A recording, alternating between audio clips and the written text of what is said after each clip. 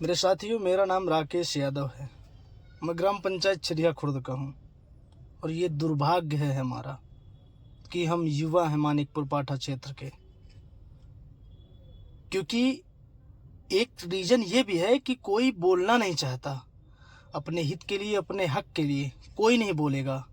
परंतु किसी को नीचा दिखाना हो, किसी की टांग खींचनी हो, इस तरह के और कारण हैं बहुत सारे। वो सारे कामों में माहिर है पाठा क्षेत्र, परंतु अपने हक के लिए, अपने ग्राम पंचायत के लिए, अपने समाज के लिए कभी नहीं बोलेगा। हमारे चित्रकूट के सांसद जी हैं, कोई फर्क नहीं पड़ रहा इतनी बारिश हो रही है, क्या हो रहा है क्या नहीं हो रहा। विधायक जी हैं, कोई फर्क नहीं पड़ रहा, पैर पानी में नहीं जाना चाहिए। पब्लिक है ना, बेवकूफ़ है, मर जाओ, हमको फर्क नहीं पड़ता। तुम्हारे 10 लोगों के मर जाने से हम थोड़ी चुनाव हार जाएंगे। तुम्हारे जैसे 50 लोग और खड़े हैं, बेवकूफ़ लोग, जो हमको फिर वोट देंगे। अरे सुधर जाओ, सुधर जाओ। कब बोलोगे, कब आगे आओगे?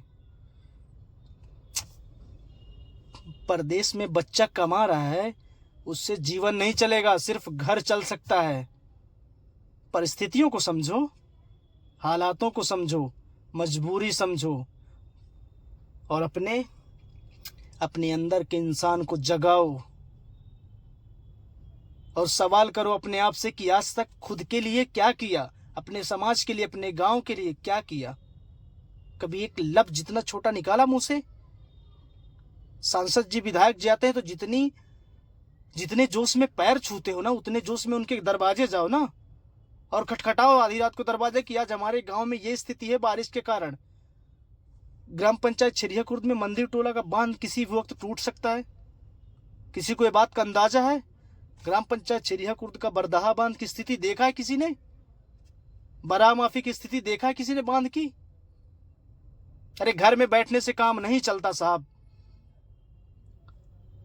हर आदमी आपके लिए किसी न किसी के पैर छूकर आपको वोट दिलाता है, रात दिन मेहनत करता है, इसलिए कि हमारे गांव का विकास होगा। और आप लोग ये विकास कर रहे हो? शर्म आनी चाहिए आपको अपने आप को विधायक और सांसद कहलाने पर। और आइंदा अगर मेरी बात मेरे युवा साथियों आप लोग समझ रहे हो तो किसी भी ग्राम पंचायत में मानिकपुर पाठा क्षेत्र के कोई सांसद विधायक को प्रचार करने नहीं घुसने देना। जब यदि आता है वो तो सबसे पहले उसका हाथ पकड़ के गली रास्ते नाली घुमाओ कि पहले ये क्लियर करो, उसके बाद वोट की बात करना। मेरी बात याद रखना यदि अपना भविष्य चाहते हो। और अगर इसी तरह नाले कचड़े में रहकर जिंदगी गुजारनी है कि बच्चा परदेश से 10,000 दे देगा तब यहाँ जमीन के लिए लड़ लेंगे, थाने में 5,000 दे देंगे, 5,000 का राशन मंगा लेंगे, तो जिंदगी में कुछ नहीं कर पाओगे।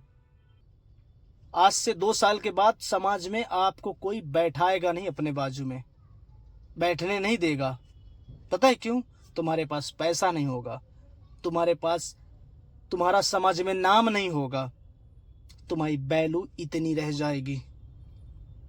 इसलिए जागो मेरे साथियों, मेरे मानिकपुर पाठा क्षेत्र के युवाओं, जागो और बोलो, लड़ो। जरूरत पड़े ना तो रास्ते पे उतरो, आंदोलन करेंगे। लेकिन इस बार अपने अपने गांव में मजबूती के लिए सब लोग तैयार रहना। किसी भी परिस्थिति में इस बार के चुनाव में अपनी ताकत दिखाना है मेरे युवा साथियों। जो होगा देखा जाएगा। सब उनके मन से नहीं, हम युवाओं के चाहने वाले भी कई लोग हैं जो हमारा सपोर्ट करेंगे। जय श्री कृष्णा, जय युवा संगठन।